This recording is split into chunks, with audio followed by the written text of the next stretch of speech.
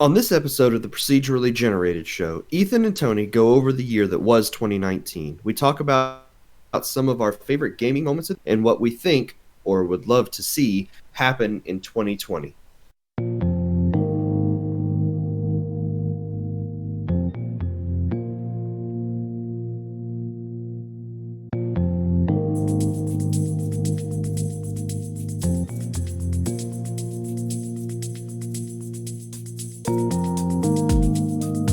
Well, howdy, everybody. Welcome to the Procedurally Generated Show. I'm your host, Tony, and joining me this week, I got Ethan.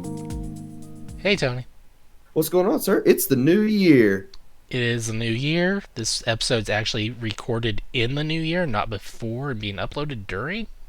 That is true. Yeah, crazy stuff. And AGDQ is like live as of this upload going live. Yeah, it's just a few hours away from us It at the is time of 12 hours recording. away right now. So, not that far. You'll be spending the entire week watching people play video games very quickly. My phone will just be constantly plugged in, charging at work with the video playing, hidden right underneath my monitor. And my boss will know I'm watching it, but he's not going to do anything. And every few minutes, I'll get a text. This is going on now. Okay, it's time for this one. Can't stop detection. I'm watching videos. So, well, yes, 2019 is over. I think 2019 was a pretty good year for video games. I think 2020 is going to be way better.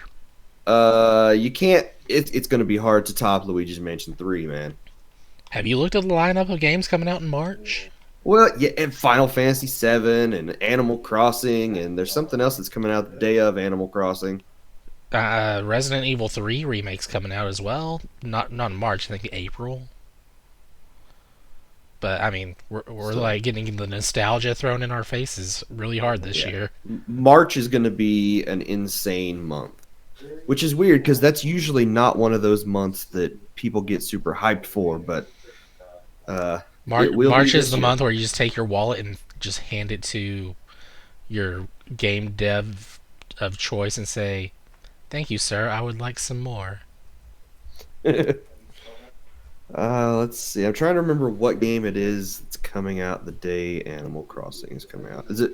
It's Is not it? Persona. I think it's Doom. Is it Persona? That's it. Doom sounds right. March 2020 games. Okay, cool. I saw a And lot just of click people, here. or some people, yeah, March 20th. Doom and Animal Crossing, two very different games, and people are gonna have to decide. Do I want Not to? just Doom, Doom 64 and Doom Eternal. Both of them are coming out that day. So, Animal Crossing's getting, Unless you're on the Switch. I don't think Doom Eternal comes out day and date on Switch. I think it's later in the year. Um, looks like it's coming to Stadia though. oh boy. Oh, that's going to be a big seller on Stadia. Oh gosh, Persona 5's into that month. That's gonna be great. Yeah. We're just about a week away right now from the launch of Tokyo Mirage Sessions. Final Fantasy 7 remake is on the 3rd of March. I might be done with that in time for P5. I'm not going to even bother playing that until all of it is out. Good, more game for me? Question I, mark. I don't know that that's how that works. So, Oh, Persona Scramble comes out in February. Man, it's gonna be crazy. it is good Iron first Man 3 VR, months of the year. One Punch Man. Those are like two superhero games coming out the same day. Well, that should be interesting. So, well, we're not here to talk about what's coming in 2020 just yet. Too late, we're already doing it. That's true, we are. We really have to talk about some of the games we've been playing, though. So, what have you been playing this past week? Past week, I played usual stuff, but today I started up Jedi Fallen Order. Really? And that game is amazing. I've heard some people say it's pretty good. It really is like playing a story driven, well, like a definitely Star Wars related, Yeah. but it's like a more story driven Dark Souls game that's just fun. And you have Interesting. superpowers on there too, instead of just So magic. it's the Dark Souls of Star Wars games, is what you're saying. Yeah, there you go. Yeah. It's Um, another version of Sekiro. how do the lightsabers feel? I think that's what most people are going to want to know about. I'm still trying to get used to the various moves that you unlock as you spend your skill points as you level up on them. Okay. So, like, I have a normal square attack, and then I have a heavy attack, which uses force power for some reason. But the regular light attack, that's. I mean, if I'm like defending and then. Or parrying and then doing. You can, like, do a behind the back stab sort of thing on there, so that's pretty cool.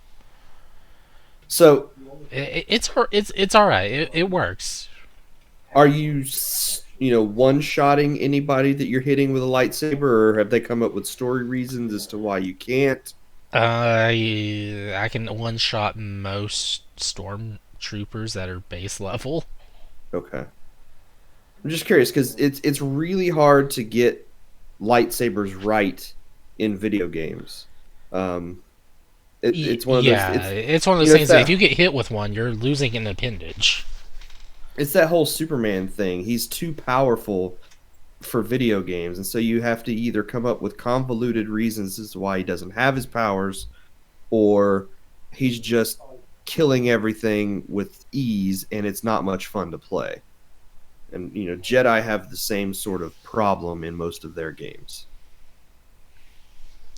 Very true. Very, very true. Uh, Considering that he has mostly forgotten his the oh gosh, I've already forgotten his name. The dude's forgotten most of his training, so he's kind of just swinging the lightsaber around and then kind of remembering every once in a while this and that. So So like He's a when you Jedi start with out, amnesia.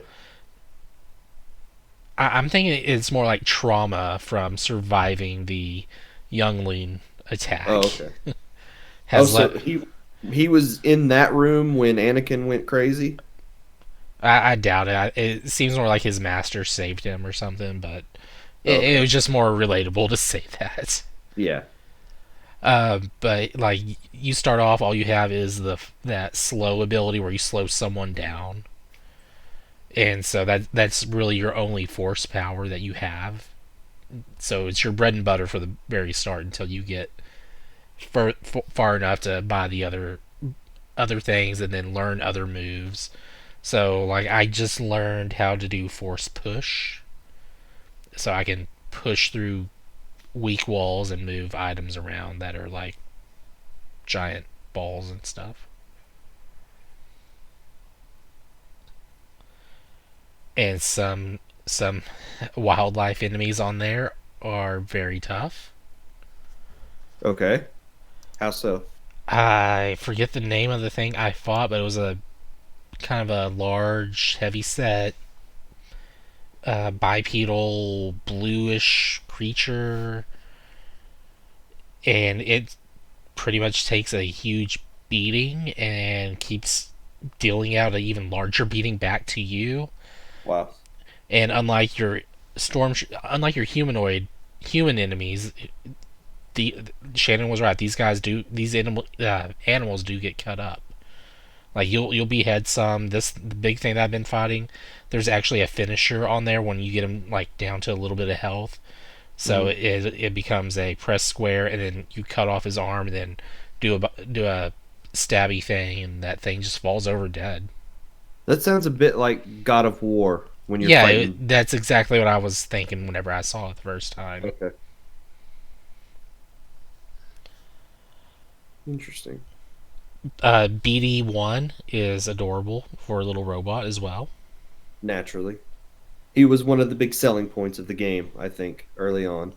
Yeah, I mean, when you think Star Wars, you think R2D2 for the most part. When you think of the newer ones, you think was it BB-8, Yeah, BB-8. and then you think this video game, you think BD-1. There you go. That's all you got to do.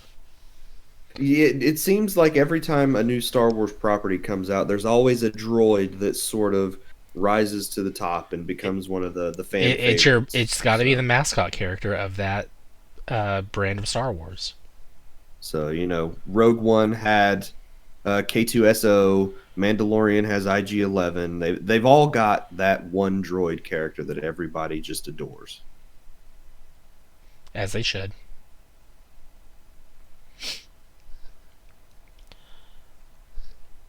The uh, the puzzles on there are pretty interesting, I Yeah. guess you could say.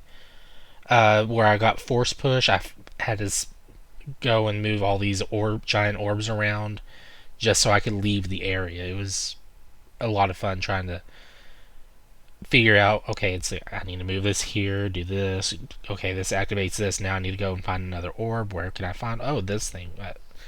It's a lot of planning, but it really does work really well on there.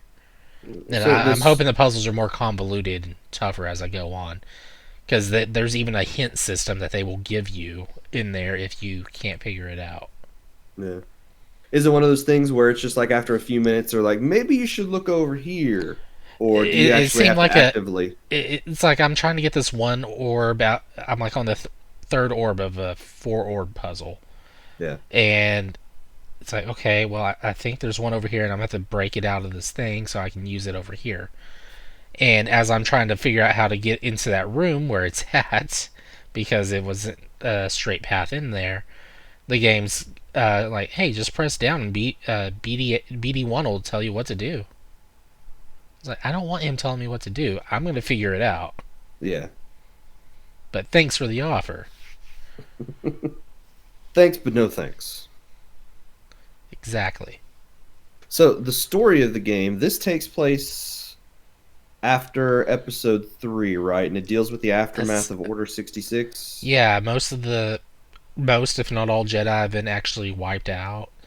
Then there's like your character who's been hiding, uh, just trying to live a daily life without problems, and suddenly he has to use his powers, and that causes a little bit of stirring with the not Jedi that are evil. Yeah. I mean, they're Jedi that with dark side people,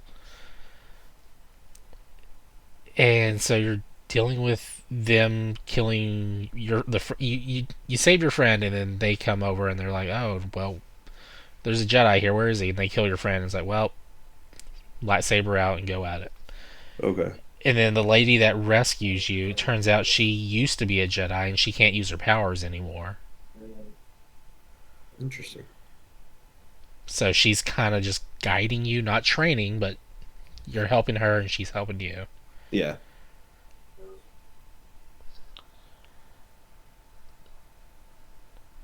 So Well, yeah, this, yeah, I'm gonna highly recommend this game for people that are kind of that are fans of Star Wars. It's really yeah, good.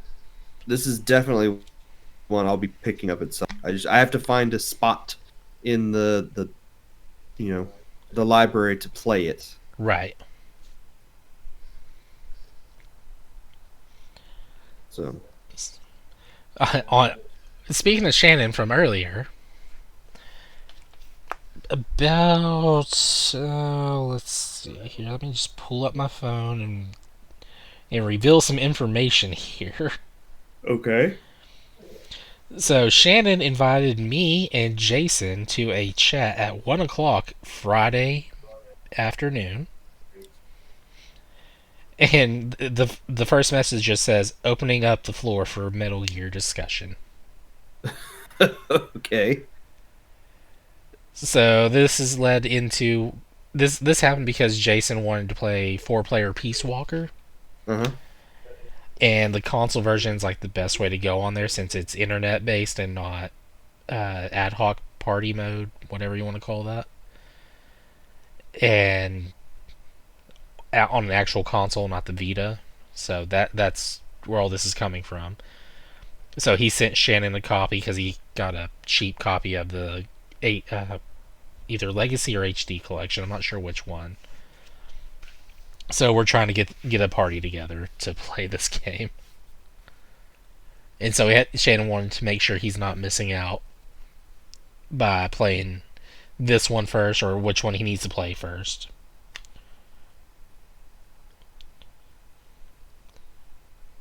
Well, I imagine you'll not turn down the opportunity to play Metal Gear with people. I was wanting to play it as well. I've done 2-player mode, never 3 or 4, so this will be fun. You can get a group together and play some Survive. Cut me deep. Cut me deep, man.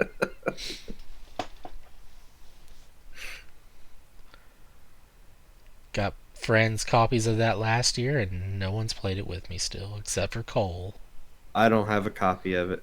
No one's willing to put in the 8 or so hours it takes to get to level 20 in the single player, just so they can play the multiplayer. That's insane that you have to play that much. It's not so much that it's insane, it's just the multiplayer expects you to have access to higher level stuff because it starts at level 20. You can go in at level 1, but you're not going to be helpful for anything, and you're just going to be getting beat down constantly. You're just going to get eaten? Yeah, basically. Well, I thought about the other day downloading whatever the prequel to Metal Gear Solid 5 was. Ground Zeroes. Yeah. I thought about downloading that and playing around with that the other day, but then I remembered I probably won't ever finish it, so I didn't. That's like a 2-hour game. 30 Yeah, I minutes know. if you're just bored and fast at it. There's one It can be spot- beat. I've seen it beaten in 4 minutes. I got stuck somewhere and could not get past these guys that had me pinned down in this open, and so I deleted the game. And then when I turned it back on, it was in the same spot. I was like, nope, I'm not doing this. So I could probably start over, but I don't want to. What I really want to play is oh gosh, and I've just gone blank. Splinter Cell, the one that was on Wii U, Blacklist. That's what I want to play. I haven't played Splinter Cell since 3. Well, I haven't gone like heavily into enjoying Splinter Cell since the third one on Xbox. Yeah, Like Blacklist. I played some of the other ones, but yeah. So it was my first experience with Splinter Cell, and I loved that game. So I, occasionally think, I'd like to play through that again. They just needed to make a new one, really, I guess. A new one with like good multiplayer. There you go. Special Agent Bob and Secret Agent Steve. Hey, those were some of the best characters. Splinter Cell Theater, I miss that. Kind of miss X-Blade as well, since that's where it came from. Yeah. Well, all right. Yeah, Well, so is that it? that's it for me for Jedi's and Metal Jedis Gear. and spies. Jedis and Jedi's and Spies, there we go. There you go. I've been playing something that is very different from either of those. I'm gonna Barney talk about on the Genesis. it. No, I have never played Barney on the Genesis. Did you watch the speed run I sent you? Did I send you the video for that? I don't know if you sent me a Barney speedrun or not. There may be one in our message history. I don't know. There is one on the 21st of December in our chat Okay. on Discord. Well, I will. Well, if it's on Discord, then I don't. You told me to send it there. That's true. I was gonna say I don't have those on my phone, but I think I do have Discord on my phone. So I have no excuse. I have to watch the Barney speedrun. The game played itself. It was awesome. Well, So- not awesome. It was interesting to watch. Well, I am going to talk about a game I played on mobile. This is 2 weeks in a row that I'm talking about a mobile game, which is unheard of. Um, Okay. but to be fair, I'm playing it with a controller, so it's not. I'm not really playing it like a mobile game. I'm playing it like a tiny console game. Okay. And I discovered this. It was on Play Pass, which means I can download it for free. It's been sitting there. I see it as I scroll through things every once in a while. It's a game called Evo Land, and I've seen it a few times, but I've never downloaded it because I thought it just sort of looked like a generic Zelda style game. Um, It's on PS4, Switch, Android, iOS, Windows, it is. Mac, Linux, and Xbox One. Yes. It's a 2 pack of the two Evo Land games that have been made. But on mobile, you have to buy them separately. The first one I think is $1, but I got it for free on Play Pass, and the second one I think is 3. Um, but what this is a game that basically takes you through the evolution of action adventure role playing games. So what happens when you first boot up the game is that it starts you out in this Game Boy looking green and black screen. Dot Matrix. There's a tiny strip of land that you can walk on, and it's got you pointed to the right. I don't even think it would let you go to the left. I think you have to go to the right for the first time. There are two chests that are on the opposite ends of this little strip of land that you're on. So you walk over to the chest on the right, and it says, you know what? Why don't you try going to the left sometimes too? You don't always have to go to the right. And so you go to the left side. There's a chest over there. You open that chest, and then it opens up a small single screen, little overworld looking thing, sort of like the first Zelda game, but in this Game Boy green and black. And then up at the top of the screen, there's a little path that's blocked by a chest. And you go up there to that chest, and it unlocks the ability to scroll the screen. And so you can go up to the next one, and then you'll find another chest there, and it unlocks smooth scrolling. And so it actually gets rid of the juddery sort of low resolution scrolling for a smoother transition between the Where it's screens. loading chunk and chunk and chunk instead. The chunk's preloaded and just scrolls naturally. Yeah. There's no Nice. sound. You're not hearing anything. There's no sound. There's no music. There's no nothing. Um, Cost extra. and so you'll go to the next area, and you'll see another chest there, and you open that chest, and it gives you a weapon, and you can attack one screen in front of you exactly like you could on the original Zelda game. So it's just a sword. If you poke the sword out, and you could attack anything that is directly in front of you. Um, and so then you'll see on the next screen, you'll see a couple of enemies that are very clearly Octorok. Uh, and you find out that that's actually what they're called. It's spelled different than the Zelda version, but they're called Octoroks. There's also some bats that I don't know that I've seen what they're called. They look But they're not like keys. keys. They're not keys, but they look like them. So you think you're just playing some Zelda knockoff. But you'll fight them, then you'll go to another screen. You'll see another treasure chest there, and you open that treasure chest, and the green color goes away, and you now have 16-bit color, so it looks sort of like an NES. And then you'll play a little bit more. You'll find another chest. It'll unlock 256 colors, so it looks more like Super Nintendo game. And you very quickly understand that as you're playing through this, it's just building and building on top of this, and you're seeing the game basically evolve in front of your eyes. At Nice. at one point, you'll open a chest; it'll unlock sound effects, and so you can hear your character walking. Another chest will unlock music, so you'll get a soundtrack. A little later, you'll unlock another chest that gives you 16-bit sound, and so the soundtrack gets a little better. Um, and so it's really clever the way it does this. It's basically just hammering you over the head with nostalgia, um, because after a few screens, you'll unlock an overworld map. And so you'll transition to the next screen, and then it pulls out and it looks like a Final Fantasy overworld map. And you can wander around there, and once you're on that screen, you now have random encounters. So it'll start up a fight, and then it drops you straight into a Final Fantasy battle. Um, Hmm. and it's similar to like Final Fantasy IV. There's an active time battle. It's active time battle, so you've got a menu that you see, fill up. The enemy has a meter that's filling up, and you can attack once the meter's full. Um, you're not gaining any experience or anything like that. You're just fighting enemies in this, turn-based Final Fantasy style. Later on, you'll unlock the ability to earn XP, and your character will start leveling up. You'll get gold, you'll get XP, and you can use that to buy new equipment.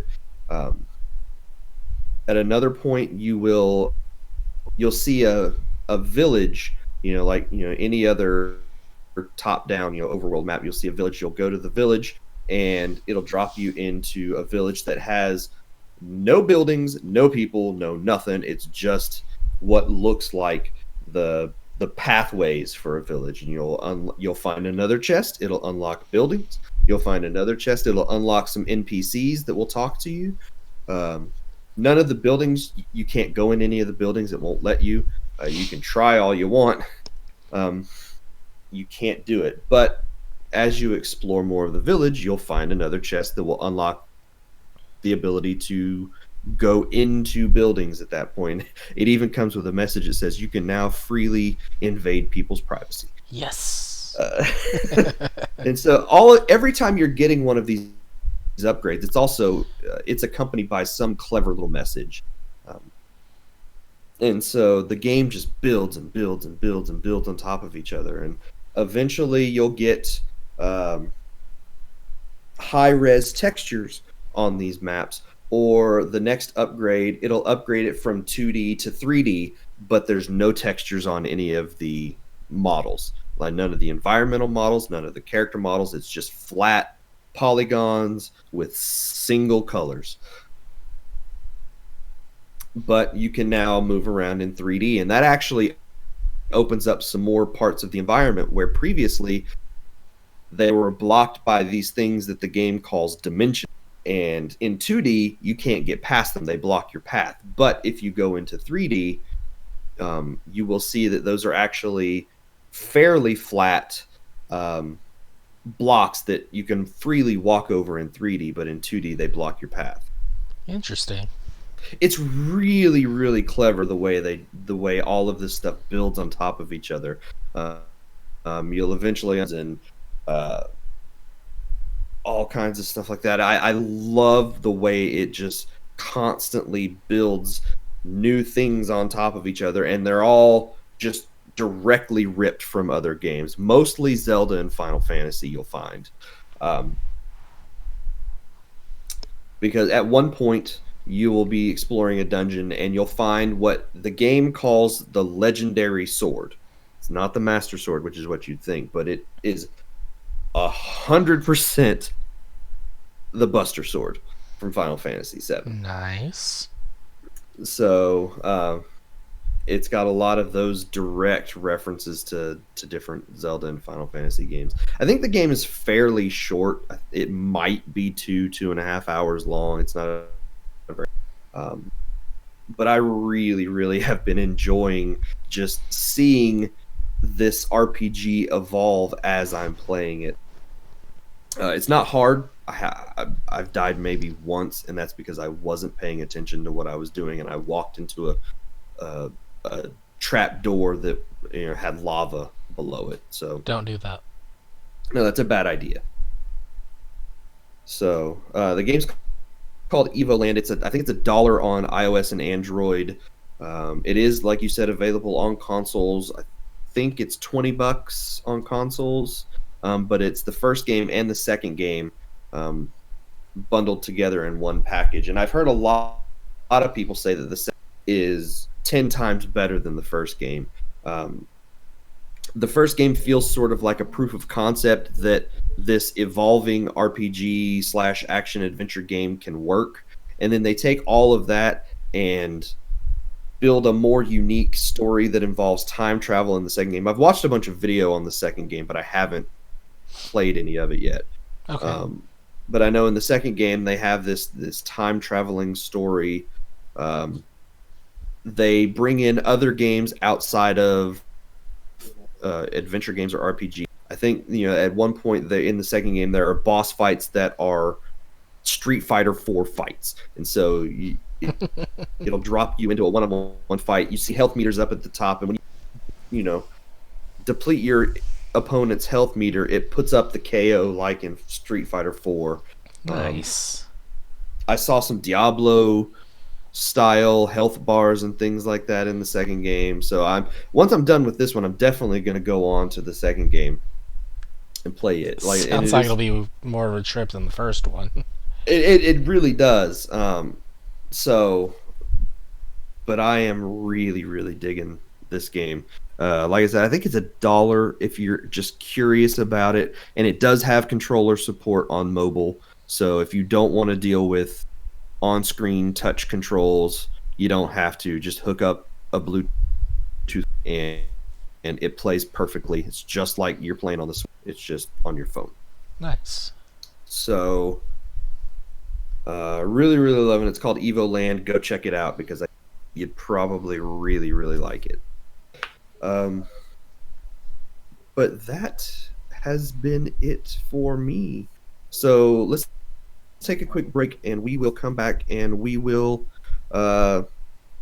talk a little bit about some of our favorite games from 2019, give out a few quote unquote awards, and then do our predictions for 2020.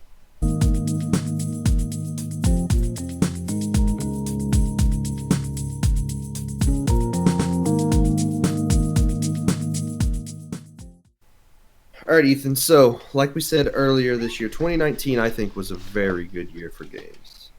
It was all right. I don't. It's probably not the best year we've had recently for games, but it was a pretty good year. You want to take a guess at what game earned the most money in 2019? Game that earned the most money? Probably. Just off the top of your head. Probably Fortnite. You are correct. Fortnite was the top grossing game in the world. It made $1.8 billion this year. That's a lot of money. Yeah, it is. It's actually lost money from 2018. I think in 2018 they had earned $2.4 billion, but still. Oh, good. So that fad's finally burning out a little bit. Fortnite is head and shoulders above anything else in terms of revenue.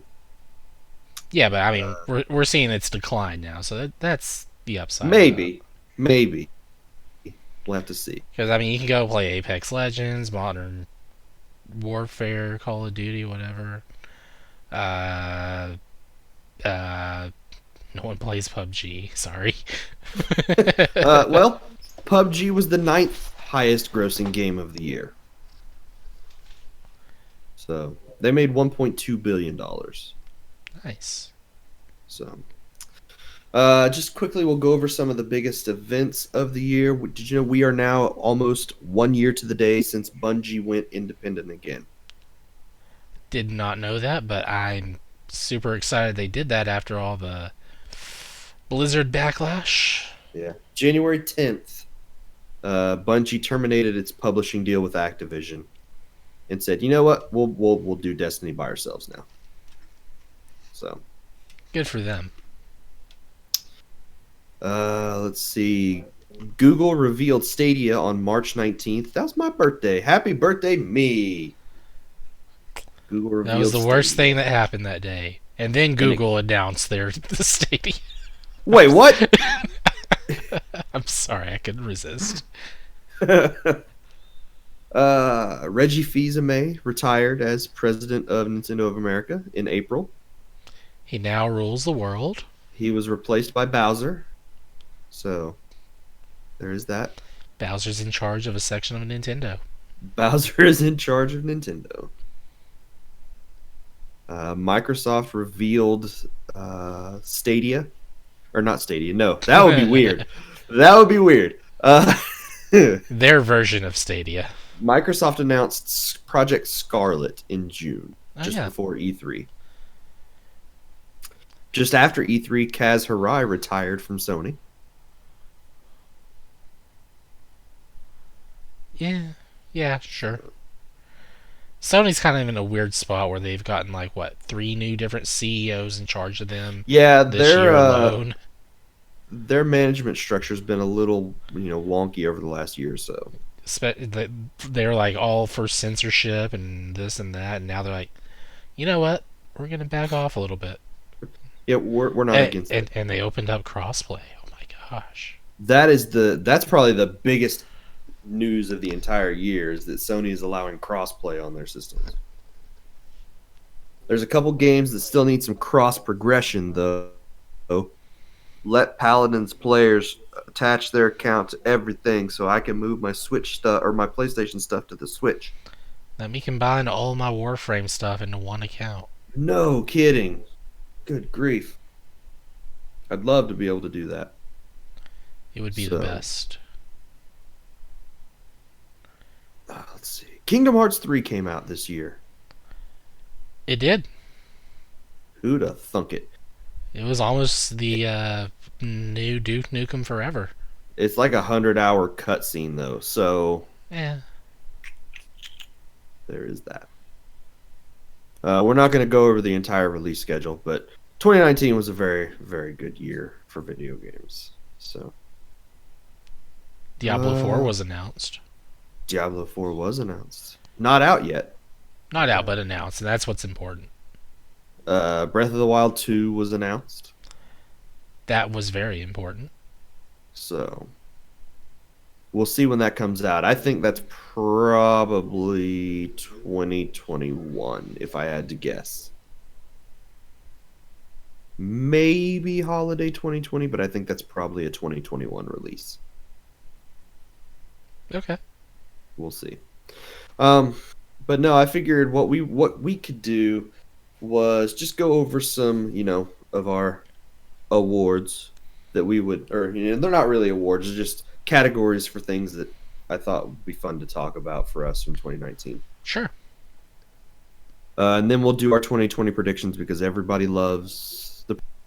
So, but we had 4 different categories for year in review that I thought we could talk about. The first one comes directly off me listening to the Giant Bombcast and their year in review stuff, and them snubbing my choice for favorite soundtrack. Oh no. Uh, So this is a little vengeance back, I see. this is just me being able to say, you know what, this soundtrack was really stinking good. They did too, but all of them liked it and then left it off, and so it didn't make their top 3 soundtracks of the year, and it's my number 1. My favorite soundtrack this year was by far Cadence of Hyrule. It's pretty good. That soundtrack is flipping amazing. It's like it's 60 something tracks, but it's 3 different versions of all of these tracks. So you've got versions of them where you're fighting enemies, and then once you've killed all the enemies on the screen, you get a more peaceful version of it. And it takes all of these, super well known Zelda tracks and adds a little dubstep to them, and they're fantastic. Gotta have the dubstep. That's what the kids like these days. So, number 1, who'd have ever thought Nintendo would say, we need a rhythm version, we need a rhythm game in the Zelda universe. Somebody make that for us. And it happened. So, I remember when that was announced, I thought, there is no way this is real, is it? And then sure enough, It was. And it came out a few months later, and the game, not only is the game really good, I mean, the soundtrack really good, but the game is so. And then it also got a huge free update right before the end of the year that added another playable character and another single player story that you can play through for free. It's like So more music. it is. And that's never a bad thing. At least with this game. They could continue to just put out expansions for this, and I'd play them just to listen to the music. I love this soundtrack so much. So, but that was my favorite soundtrack of the year. What about you? What was your favorite music to listen to from a video game this year? Astral Chain had some good music. I haven't even Really, I played the have not game had a yet, chance to but play I've this listened yet. to some of the soundtracks on there, and Really? there's some good, really good music on there. I really like it. It's what I like in video games. Just this pacing, high pace. Fast paced? Fast pace. There we go. Yeah, it's got some fast paced music on there, and I can see like the types of battles it would be used for, and just the situational parts that I just love it. And considering that Platinum's involved on all that on there, I Yeah. like it even more Well, because the knowing the style of game that Platinum does, you have to have a good soundtrack to accompany that exactly.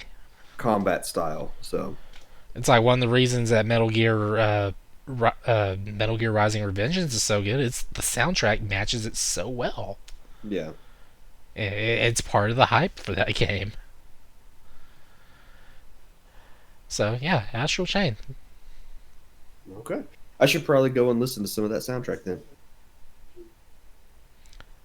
'Cause Now, if you ask I'm me what I listened to the most this year, it's probably going to be like close to either Sonic CD. No, not Sonic CD. Sonic Spinball or Sonic Adventure. no Sonic Spinball or oh geez, Turtles in Time. That's a good soundtrack. That is a really good soundtrack. So, well, what would you say your favorite character has been this year? Favorite character? So Devil May Cry 5 came out, It did. and we had a character called Nico. She is the one who she is your arms sales person. Okay. She sells you arms for uh, Nero, like literal robotic arms for him. Oh, I was gonna say. I assume you mean like guns, but She apparently not. also like does stuff for. She'll give you like weapons and stuff for the other characters. Yeah. But just her, she's like, I don't know if you want to call it like southern or something on there. Her her personality on there is just kind of really unique for the Devil May Cry series, in my opinion. Yeah. She's, as far as I know, she's weak, and considering that her father is like one of the demons you fought before, and then, I forget. I think her mother was the person. I think her grandmother is the person who made Dante's guns, Ebony and Ivory. So Hmm. her family's got this huge history within the series, just with those two things alone, the two guns, and then I mean the fact that you fought her father at one point, but she's making all these weapons for everyone and drives around the I guess it's a camper van sort of thing, driving that around and just there's like this one scene where Nero defeats a demon and he's like, okay, I need to get out of this area. I'm gonna need a ride or something. And she just comes barreling over the hills or something, flying at him. She sees him and stops, and it's like inches from hitting him. He's like, perfect timing. And she just leans out. She's like calm and everything, or just a little. She's sassy, I guess you could go. And she's like, get in or whatever. And he's like, okay, and then goes around, and as soon as he's out of sight, she's like, you see her mouth the words, oh my god. She's like, she almost killed him. She's freaking out over it. Uh, she is just kind of your comic relief on there, and Yeah. but she's a a decent character at that as well. I always forget that his guns are named Ebony and Ivory, and that It's just easy to makes forget because they're. I mean, other than trying to help keep up a combo on there and Devil yeah. May Cry 2, they're not really that helpful. Well, and it just reminds me of my favorite name for characters' weapons, and that's Scarborough Fair. Say that one more time. Scarborough Fair. What's that from? It's from Bayonetta. Her guns are actually named Parsley, Sage, Rosemary, and Oh, Thyme. oh, right. See, So I completely forgot about her weapon names altogether. So yeah. So and I think in Bayonetta 2 she may have a different set of weapons, but yeah, they're not pink in that one; they're blue. so yeah. If you ask me what my favorite weapons are in a game, it would probably be Bayonetta's guns. So. Just wear them as high heels.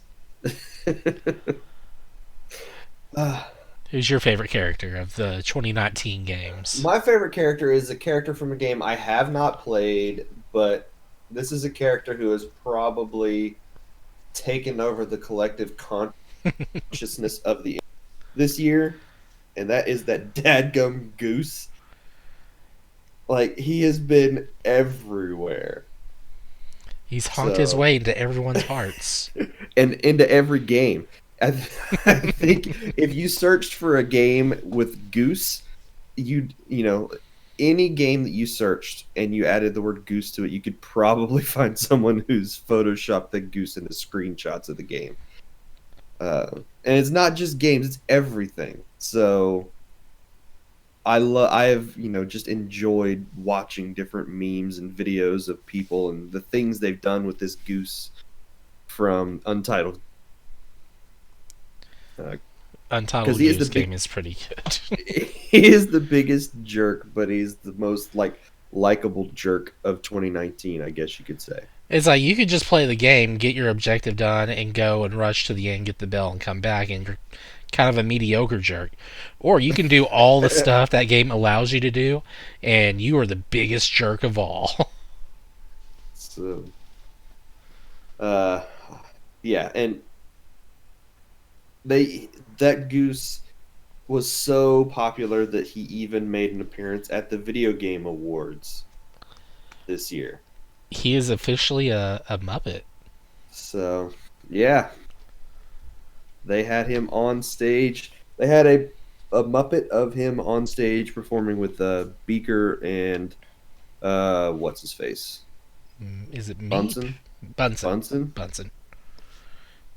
So, uh, yeah, so I think my favorite character of this year, aside from Luigi, because Luigi's the obvious choice, but I didn't want to go with the obvious choice. So I went with Goose from Untitled Goose Game. But I do have to give a special mention to another character from Luigi's Mansion 3, and that is good old Morty, the movie director.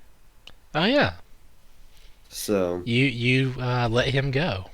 I did let him go. He survived my playthrough of Luigi's Mansion 3. He was just, trying to make a good movie, and I wanted to see his masterpiece, his monster, kaiju masterpiece.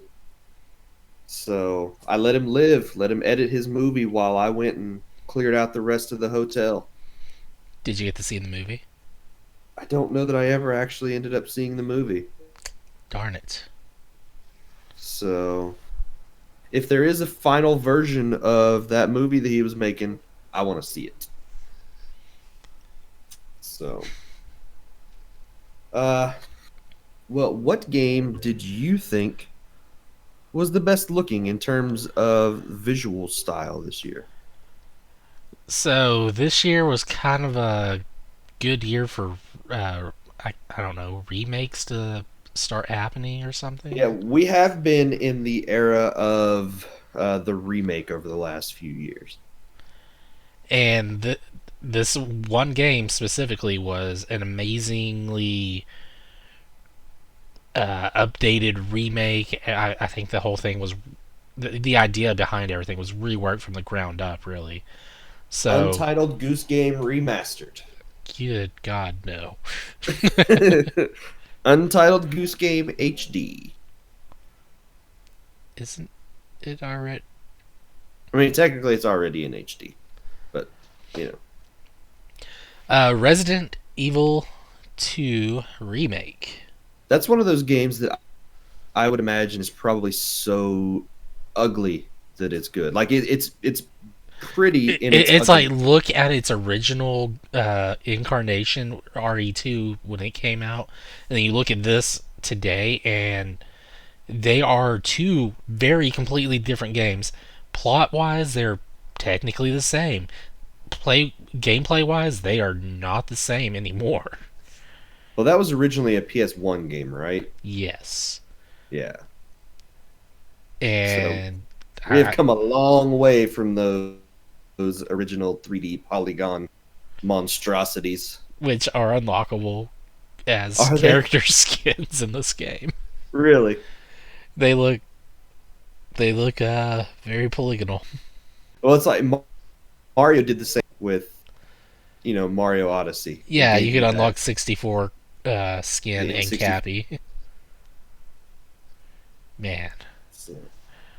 But yeah, I mean, just going from its roots to what it is now, it's really amazing looking, and just the atmosphere is just darkened and gritty, and Mm-hmm. it's very much a probably close to what they wanted Resident Evil 2 to look like or what they wanted their well, probably what they wanted it to look like to begin with, but they couldn't do it Yeah, you couldn't really originally. do that. Like, I don't know if it was like not just uh, system limitations, but probably like limitations within the ESRB and society and all that stuff at the time as well. Yeah, So yeah, favorite visual style RE2 remake. that's a good choice. A good choice. I went with something a little less creepy. Uh, Okay. it is another remake though, so Oh, I went with The Legend of Zelda: Link's Awakening. it's an adorable remake. Like that is probably the most adorable game that came out this year. Um, I think it is a really, really good representation of the Game Boy sprites done in 3D. Like they kept that look and that feel while updating that for 20 years later. Um, Very true, and they didn't really change the formula any. They kept it almost identical. no, that game is pretty much one for one remake of that with some changes, obviously, because you can't do things like the camera shop in this because the Switch doesn't have a camera. Well, Uh, it doesn't have the printer. It like that's true. you could get your picture taken still. Yeah, I Uh, guess that's true because it didn't actually use the camera; it was the printer that it used. yes, because they would take very. Oh, I guess you take your own pictures now, but you don't get the cool little anime style drawings. So that's Yeah, sad. so, But but what they did, one of the changes was like the mini games on there were changed. mhm. They're much harder now. Oh God, are they much harder? They're annoyingly hard at some points. It's So, like you can drop that thing the same way 100 times, it's gonna land differently 90% of the time. yep. But I love the diorama look to this. Everything has a shine like it's made with. It's not really clay. It's more like plastic, but it's sort of a mix of the two, really. It's animated plastic. It's shiny plastic. Shiny clay. There we go. Polished. So, um, this was by far the game that I was most taken by in terms of the visual style. Um, like the Zelda series has been known to do in the uh, go in a very weird direction for his visual. style, but in the it really works with the game. It keeps that lighthearted feel of this. Because you couldn't go with uh a maybe a Breath of the Wild style, but you couldn't put like a Twilight Princess spin onto Link's Awakening and make it feel like Link's Awakening. That reminds me that there was that 64 fan remake being done, and I haven't heard about that in years now. No, I haven't either. So, And I do recall the screenshots from that, and it was like, I wonder how this is going to look when it's done. But then we get this, and it's like, this is how it needs to look. yeah. I don't know that we're going to get an Ocarina remake on Switch. Like, I know a lot of people would love it, but I don't think it's going to happen. All they need to do really for that one is probably get the graphics assets from the 3DS version and just kind of update it to Switch. That's all they need to do for that. That game's probably about as perfect as it'll get. Yeah. I don't think it'll Unless happen. unless someone just wants to go all in and make it like Twilight Princess style, which that Yeah. game it would actually work on. The biggest problem with that is they'd have to go back to the N64. Well, we've got more buttons. I get. Well, no, not really. No, Um, there's workarounds on stuff for that. Stuff like the water temple worked so much better on the 3DS because you had more options for equipping things, and you didn't have to go into menus to put the dadgum boots on every 5 seconds. Well, I mean, So, we have access to the D-pad now on the left side, yeah. a right joystick, and multiple shoulder buttons. But I think the next remake, if we get another for a Zelda game on Switch, which I think is possible, um, I would hope it's Skyward Sword. I think that's the game that most needs. That I think that's like the one that should be next on the list as well. It's the one that most is in need of a makeover. It's just they Um, need to figure out the sword mechanics on there because so much of that was based on that one-to-one Wii yeah, I think Motion that's. I Plus think that would be control. easy enough to do with the. Like you may have to play the game with Joy Cons. Oh Um, yeah, definitely have to play with the Joy Cons because it there's may not so be a much of game that you can. was aiming at the screen, tilting, rotating, and all Yeah. that, especially for I the mean, keys for the doors. I'm sure they could probably find a way to do that with buttons, but I think just mapping everything to the Joy Cons would make the most sense. So, but our last award of the year is the Bullet Witch Award. All right. Uh, this is our this is our award. We are big fans of Bullet Witch here. It's not a good game, but it's a game we all love. Um, and so that's sort of the spirit of this award. What is a really bad game or a bad game that you really, really enjoy? It's not so. See, that's your interpretation of that, Tony. My Yeah. interpretation of the Bullet Witch Award is a game I had high hopes for that actually turned out to be kind of bad. Okay. And even though it was bad, it could be enjoyable in some aspect. And in my case, I just happened to really enjoy Bullet Witch. So there's a little brief history on how the Bullet Witch thing may have happened originally.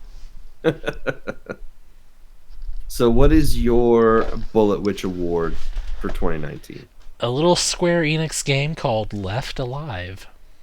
Really? This was part of their oh geez, what is that game series? Uh, I completely forget the name. It's uh, a SquareSoft mech series that's been around since the era of Super Nintendo, Okay. and I'm trying to find the name of that series. It's not Mech Warrior. It's Front Mission. Front Mission. Thank you very much.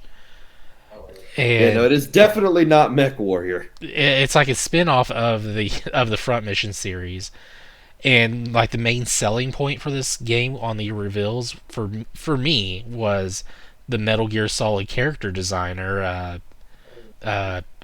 Yoji Shinkawa, and and his if you've ever seen the original Metal Gear artwork stuff out there, and then you go and look at the Left Alive stuff, it is just screaming the same style on there. So I was like, did and then you also have mech, so it's like, is Square Enix making Metal Gear now? What's going on? That'd be interesting. And so that's where all my hype was for this. It's like, I don't know what this series is going to be. What I don't know anything about it. So what's happening? And then we get the game coming out in Japan after so long, and it's just they're like, this is garbage. Like even the stores selling or like discounting it by quite a bit within a week. Really. Like ridiculously large amounts. I want to say like 40% off. So yeah, Left Alive is my 2019 Bullet Witch Award Yeah, pick, it's never a good sign when a brand new game goes on sale very quickly. especially from a big time AAA publisher. Yeah. So, well, my Bullet Witch Award, I'm giving to a truly awful game that gave me so many moments of enjoyment this year, and that is WWE 2K20. That game, that game is terrible. It is really, really bad, and it's so bad that when the clock struck midnight and it turned to 2020, the game just quit working. Really? Yeah, there were so many people that posted that on January 1st they could not play the game. Something I happened. did I don't know not hear exactly what about it this. was. Yeah, something happened, and for a few hours that game was completely unplayable um, until 2K sent out a patch for the game.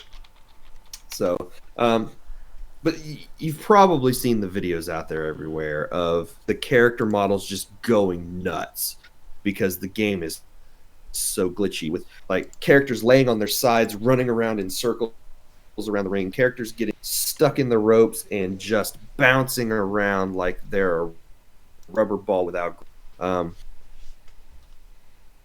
characters jumping onto one another and then falling through the ring and then somehow magically appearing back up above the mat.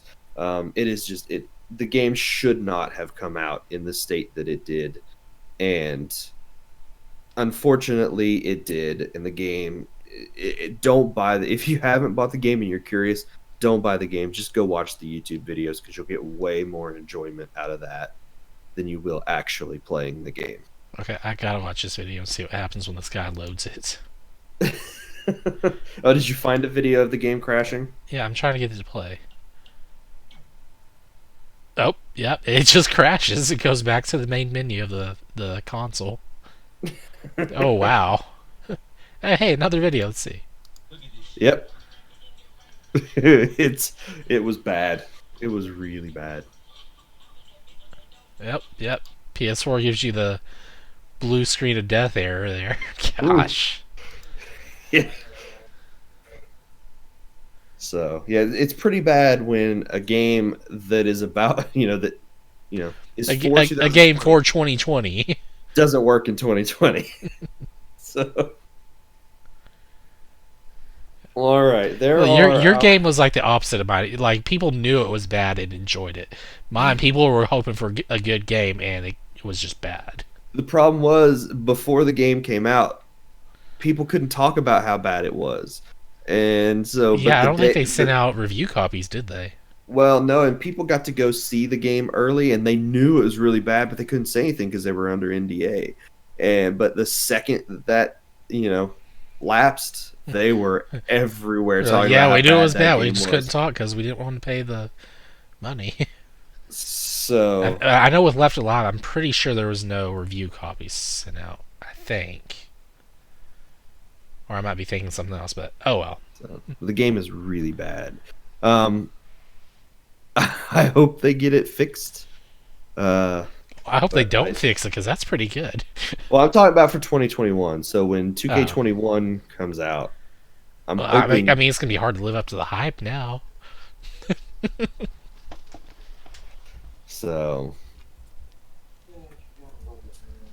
there's another wrestling game coming out this year Oh, speaking of Uh, WWE 2K20, Matt McMuscles on his What Happened video series, I think he did a video on that one. And one of the main complaints from the publisher or developer, publisher, or something, I don't know, was they don't have any competition to force him to make a good game. I will highly recommend watching that video. so, well, I learned about another game that's apparently it's been a series for a while, but I hadn't heard of it. But there's a new wrestling show that started on YouTube this year from the NWA, which is one of the oldest wrestling promotions out there. They started a new YouTube show called NWA Power, and about a month after their first episode, they started running commercials for a new wrestling game that's coming out in 2020 that's going to feature some of the wrestlers from the NWA. And it's called Retromania Wrestling, which is I had never heard of. But it's like classic 2D sprites, um, and it looks really good. So, Hmm. um, but for people that know some of the know wrestling, some of the characters that are going to be on it are like Nick Aldis, who is the current NWA heavyweight champion, Zack Sabre Jr., the Road Warriors, the Blue Meanie, Colt Cabana, and John Morrison. So that's just some of the characters that are going to be in the game. We haven't seen the full roster yet of playable characters, but I'm a big fan of those old school 2D, you know, WrestleMania games. So I'm really looking forward to this one, and maybe this will finally be a good wrestling game for the first Hmm. time. Okay. The N64 was the best era for wrestling. I think a lot of people would say that, with WCW versus NWO, uh, That WWF game. the WrestleMania 2000 game. I have that one. It's pretty good. So, um, Has Stone Cold on the front. yeah, wrestling games haven't been that good in a while. For some reason, there's three unlockable versions of Mick Foley. Well, he had three different characters, I know, so and they're all the same. he's the only man who has been in the same Royal Rumble three times with three different characters. So, It's not confusing at all. well, if you know those characters, it's not confusing because they are three very different characters from each other. What was it? Cactus Jack, Cactus Jack, Dude Love, Dude Love. Thank and you. Mankind. Got it. so. But that's going to be it for the 2019 year-end awards. Let's quickly go through our predictions for 2020. We each have 5 predictions, things that we think will happen or that we would love to see happen in 2020, and we'll just go back and forth with these predictions. So, what is your first prediction for 2020? Okay, this one we actually won't find out anything about it until like near the end of the year, so yay. Jeff Keighley will redo the Game Awards to either be a proper awards show or just an end of year games reveal show. Yeah, I think the second, the latter is more likely to happen. That's what more people would rather see is just I what games he's think gonna have announced at his event. I think they're going to go towards a more, second E3 type of thing with, a few awards here and there sprinkled in.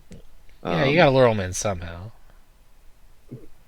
but the Game Awards show hasn't been anything I've been really excited to watch because they don't do a lot with the actual awards. It's just trailers. Um, It's more like people in the audience sneak in golf balls and roll them down the aisles now. exactly. So I think definitely the Game Awards will happen. We know that is going to be the case, but I think the latter is more likely than them trying to make it a proper award show. Either that, or he'll just talk about how good whoever are in esports now at that point. There you But go. that's not part of my prediction. Uh, So my first prediction is one I think I talked about a lot in 2019. I thought was going to happen. There was a lot of uh, rumblings that something might be in the works. But I think we will finally see that Microsoft and Nintendo partnership in some form. Most Okay. likely, most likely we'll see Game Pass on Switch, and Nintendo will do something for Microsoft. But Microsoft wants to get Game Pass on everything. It doesn't matter. They just want you playing their games and getting that $10 or $15 a month from you, um, in some form. And you know what? I would be there day one if I could get Game Pass on the Switch. So, but I think that Microsoft and Nintendo, some form of partnership will happen in 2020. If they do partner up, I wouldn't be surprised to see like a kind of like a joint discount online access thing, like for either Xbox Live with Nintendo online access added in or something like that. Yeah, I could see something like that. Them adding the NES and SNES online stuff to Game Pass in some form. Would be nice. So, uh, maybe something else, but I think that's possible. There definitely would have to be something for Microsoft if Nintendo's Game Pass. Um, but what exactly that's going to be, I don't. So Yeah, yeah. uh, your second. What's number two for you? Okay, so the Super Nintendo PlayStation prototype thing, Hmm. apparently that's going up for auction. It is, and people are expecting it to go for a pretty penny. Oh, it's definitely going for a pretty penny. I mean, so it's like the one of a kind game console right now. So my prediction is that either Nintendo or Sony will have a rep there, either one. And you know what? Just for fun, we could say Microsoft will probably have one there too, just because. Just imagine Microsoft getting the It, Nintendo PlayStation. Oh my so the god. idea is either Nintendo or Sony is going to end up obtaining the prototype for like their own head office to be like, here it is. I And would wager Sony would get it before Nintendo. probably It just seems like Sony what would probably be the one that would care about it more.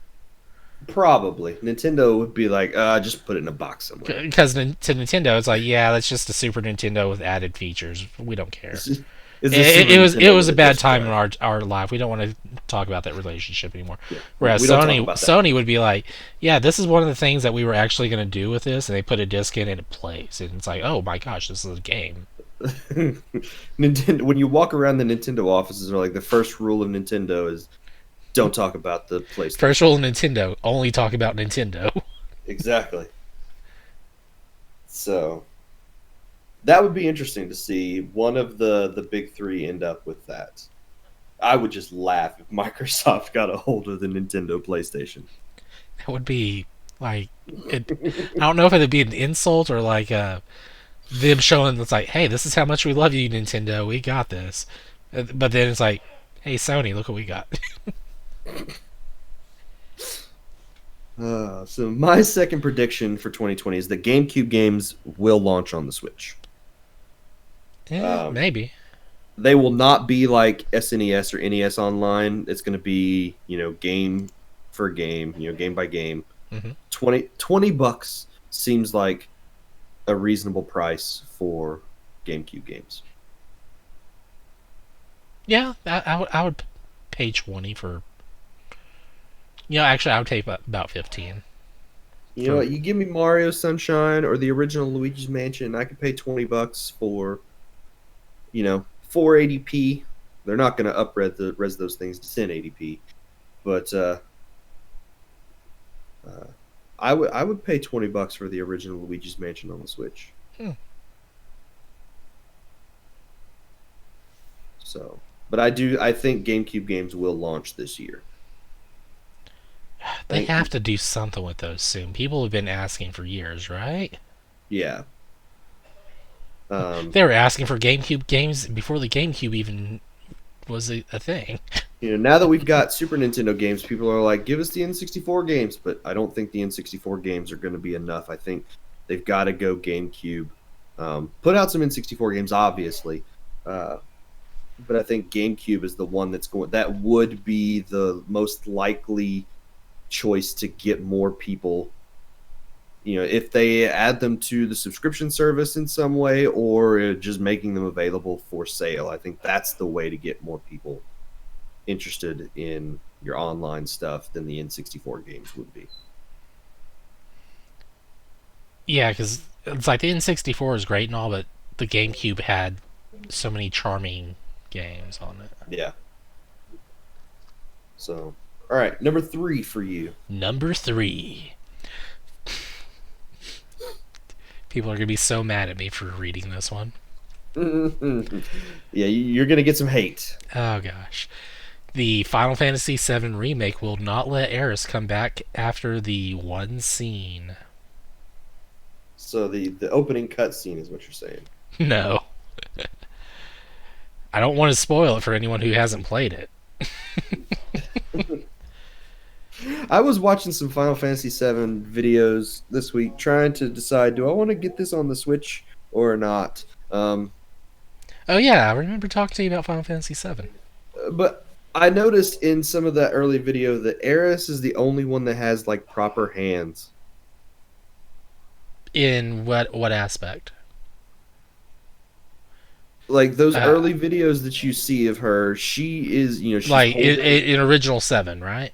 Yes, And not in remake. Not in remake. right, okay. That's okay. I'm talking. Okay, now for the second part of my question of what I mean by what aspect, do you mean in that in the original N64 design that's still on the disc on there that we see in a bunch of the cutscenes still, or the actual battles on there?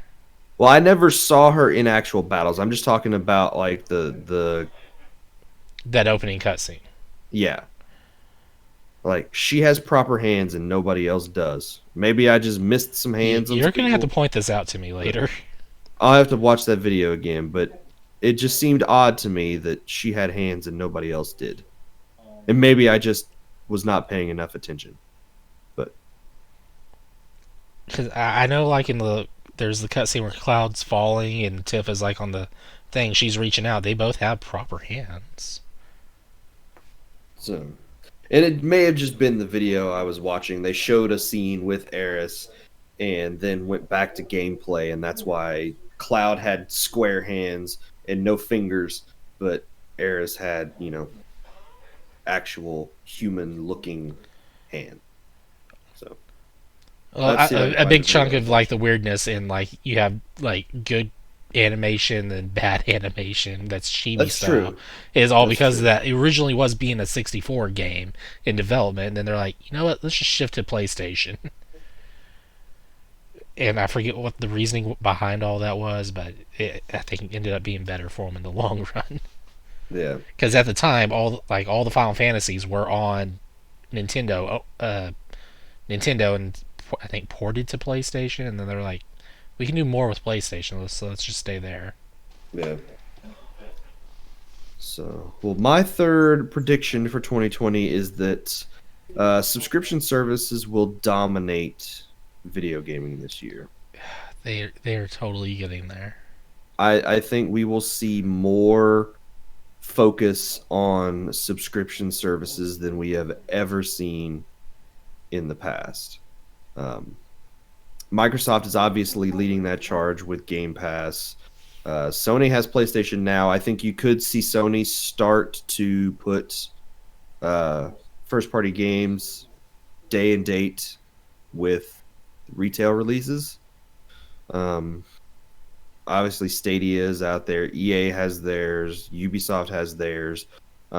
I'd like to see Ubisoft's come to consoles. I don't think it works with consoles. I think it's just PC right now. Yes.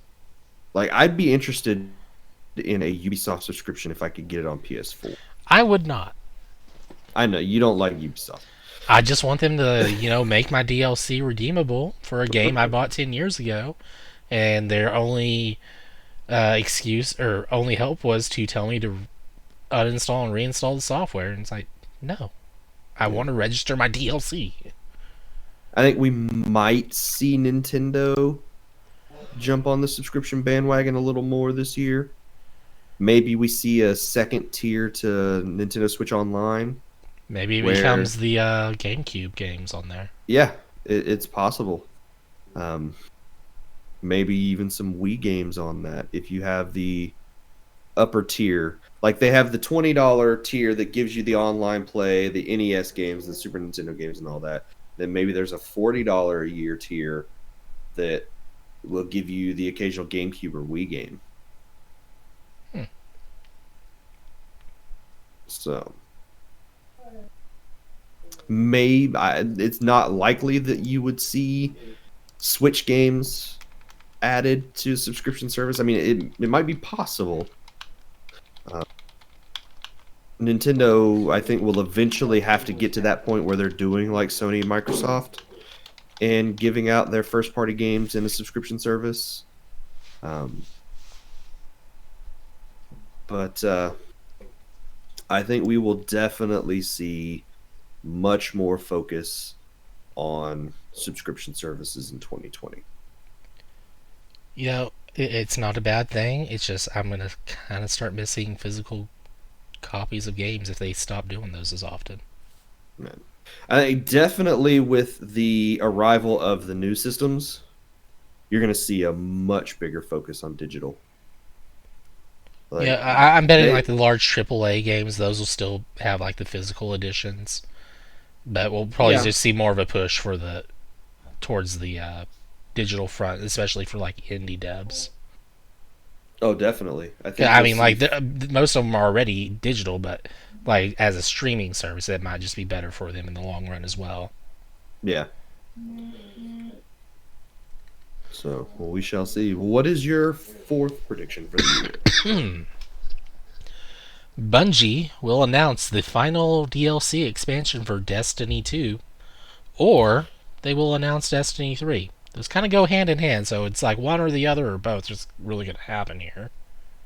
Yeah. And unless they just decide not to do Destiny 3, which. So I have it worded where it works in all three favors for me at the moment. So Yeah, I don't know how they'll go with Destiny. Do they continue to just say Destiny 2 is the platform and we're just going to continue to build on that? Or I'm. It's a good question. I'm not sure. And apparently the PlayStation 5 is supposed to be like backwards compatible with everything according to reports. Well, I say everything, Mhm. all PlayStation Yeah, uh, like PS1, 2, 3 and 3, and 4 for the PS5. So it's like, how's that going to handle Destiny 2? it's a good question. How will it handle Destiny 1? Oh my gosh.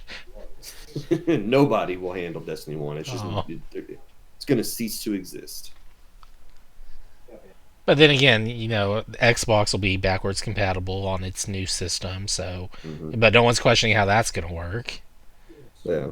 It's like, it's just going to work. That's all we need to know. Well, I mean, they've sort of shown that they can do all kinds of crazy stuff with backwards compatibility all the way back to the original Xbox. So I don't think anybody's worried about backwards compatibility with Series X. Right. So the main concern being Sony because they should have done the backwards compatibility from the start with the PS4. Instead, they're like, no, you can just go and pay for this PS2 game and download it. It's like You no, know who should it's like who no, should that's have not a what we want. We want to play the game we have in hand right now. yeah. You know who should Gosh, have a large library of backwards compatibility on their system already? I have no idea what you're talking about, Tony. Who? Uh, Who is this black sheep of all these consoles that you would be talking about in such a way? Nintendo. Okay, the reason Nintendo doesn't do that is because People they're will still buy all those games. well that is their games bring so much joy to the world that if they did a backwards compatibility thing like that, There would be such an overload with joy, the world wouldn't be able to handle it. That's probably true. That's probably true. Speaking of joy and Destiny 2, Destiny 2 was a launch game for the Stadia. For the what now? The Stadia. What?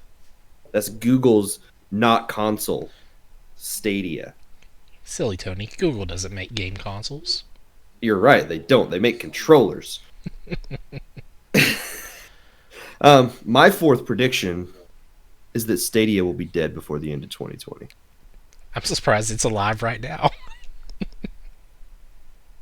I think they're not quite dead on arrival, They but were. They were totally dead on arrival. I don't think they're going to be able to make the kind of dent they want to make. Microsoft is already showing that they are going to be very competitive in the streaming space. Yeah, and you've Uh, tried them out and had like huge praise for that, right? yeah, no issues whatsoever. Aside Really? from some really fast-paced games like Forza. Right. Um, and Sony is working with Microsoft on game streaming, so PlayStation Now is going to be, I think, hugely improved. And both of those companies have huge libraries of games that they offer with their streaming services, or will, because I think if you subscribe to Game Pass, you're going to get xCloud, and you're going to be able to stream those games wherever you want. And the Game Pass library is already really big. It is. PlayStation Now has PS2, 3, and 4 games um, on that, and you can already stream all of those on your PS4. Uh, if I could connect a DualShock to my phone, I could play those on my phone, but I don't have the most up to date operating system because Android 10 is not available to the general public yet. Darn you, Android. Um, so I think there's no way that Google, especially with the pricing structures that they've shown, will be able to compete with Microsoft and Sony, and Stadia will not survive to see the end of 2020. Yeah, it'll just be another one of Google's things. Like, yeah, this is a thing we did. We're giving up on it. Yep. So, But enough of the what about sadness. what is your fifth and final prediction for 20? All right, hear me out on this one. Okay. A new Metal Gear game will be announced, but Okay. but it's not going to involve pachinko or patchy slot. Interesting. I looked at this a second ago and read it completely wrong. I thought you had said there would be a new Metal Gear that will be announced involving Pikachu. And And then you have to I read the was rest of it. It's like that doesn't make any sense at all. none of this makes any sense. How's Pikachu going to drive a Metal Gear? It's not possible. He is the Metal Gear. Oh man. See, it could have been a new Metal Gear involving Pikachu or Pachirisu. That both of those sort of work there for your thing. But so you think Konami will actually make a new Metal Gear without Kojima? I think they'd want to stick it to Kojima as They much did as Metal Gear possible. Survive. That's true. Granted that that game was mostly a rehash of like the maps are just rehashed parts of Metal Gear Solid 5. Yeah. But I mean the enemies and stuff on there, those were fairly unique to the series, and some of the aspects of it, and even the gameplay was, even though it was using the same engine as 5 and all that, it was controlled differently a little bit. And there was like a whole bunch of aspects to take into consideration, like you had to make sure you had enough water, enough food, and keep yourself alive and stuff. And as far as I know, in Metal Gear, you hadn't really had to do that before. But then again, you have something like Death Stranding, where you actually had to maintain those exact things. But it seemed like Konami did it a lot did that a lot better, in my opinion, on that Metal Gear Survive. I'm not saying I want another Metal Gear Survive. I No. would take it, but I'm kind of sick of the whole nano machine plot points, especially the one on that game. Ugh. But yeah, I wouldn't mind a new Metal Gear game. Okay. But let a new young developer or an old veteran who's like got great ideas get in there and do something. Now, just imagine if Konami hires Kojima to make a new Metal Gear, They can't afford them. starring Norman Reedus as the Metal Gear. Metal Gear There Reedus. there would be. Dang it, he would totally do that.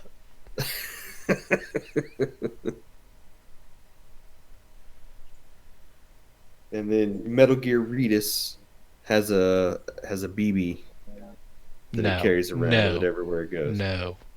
I've gone too far You now. you you've gone past boundaries that don't need to be gone past. Okay.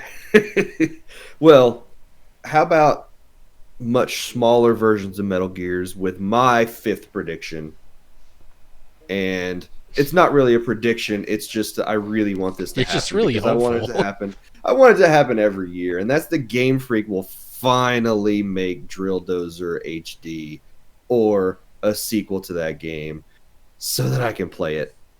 I really, really want a new Drill Dozer game, and I'm going to continue to put it on every list I can until it happens. Okay. It's never going to happen. Oh, probably not, but I'm going to continue to be hopeful. I never thought a second Luigi's Mansion could happen, and it did. So I'm holding out hope. The Game Freak. now we've had like 3 Luigi's Mansions, remakes, and an arcade version. Mm-hmm. It's crazy. And no Drill Dozer game since that first one. I want another one. Make it happen, Game Freak. Let's go. Pokemon's out. You don't need to worry about that Pokedex thing. Give me the Drill Dozer. Just do it. That's what I want. Drill Dozer. Make it happen. Spread the word. So there you go. That is it. That is our predictions for 2020 and our wish list. Because Drill Dozer's not a prediction. It's just I want this to happen so bad. So, but that will be the show for this week. So, welcome to 2020, Ethan, and thank you for being on the show this week. And don't forget, AGDQ is currently happening as of this episode for the remainder of the week. Go watch it. Yeah, go watch it. You might find something awesome to watch on there. If not, you can always catch the VOD on Twitch, or you can find the videos, the recordings on YouTube. Yes, you can. And there you go. Yay! We are done. I should probably hit start recording. Oh, man. If you want to reach out to us, we have new ways to do so. You can email us at procedurallygeneratedent@gmail.com. If you like what we do, you can support us on Patreon by going to patreon.com/pgent. Patreon supporters get the video version of the podcast a day early. Follow us on Twitter at twitter.com/progenint. Check out our YouTube channel, and we still have that famous Facebook group where you can interact with us on a daily basis as well.